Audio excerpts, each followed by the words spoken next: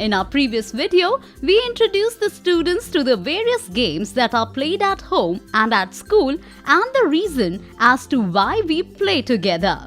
So now, as discussed, it's time to explain some important concepts such as accepting playmates of different gender and background, and negotiation as a tool to resolve clashes of opinions. We will be doing this by conducting an exciting game as a part of the zero investment innovative idea of concept explanation.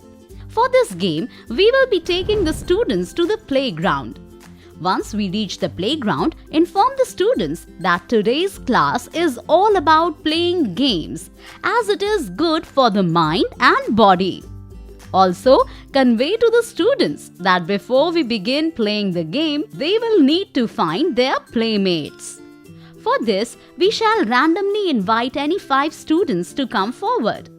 Then, ask the rest of the students to join these students such that 5 teams will be formed according to their choice. Once the teams are formed, initiate a discussion that will lead the students to the concept of accepting playmates of different gender and background. Begin by asking, what made you join a particular group and not any other group? The students might say it is because of friendship. As the students respond, it will aid in developing their critical thinking skills. Next, ask them, how do you form teams back home? The students may respond by saying that they form teams with their cousins or with the boys or girls in their neighborhood. Then, ask the students to name some of their playmates back home and what their parents do as well. The students may respond accordingly. For example, a student might say that his or her playmate's name is Nimi and that her father is a businessman, and so on. Continue to ask, who all do you include in your team while playing?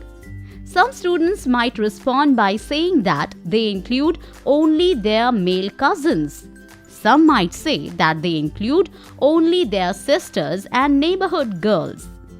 Then ask the students as to why they only include either boys or just girls in their teams.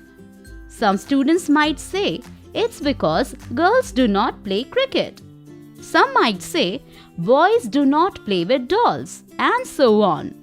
Once the students have responded, inform them that they should include both boys and girls in their teams, irrespective of their knowledge of the game and irrespective of whatever work their parents do, as they are all equal. With that, the students would now be able to understand the importance of accepting playmates of different gender and background. Tune into our next video where we will begin a game of Touch Me Not to introduce the students to the concept of negotiation as a tool for resolving clashes.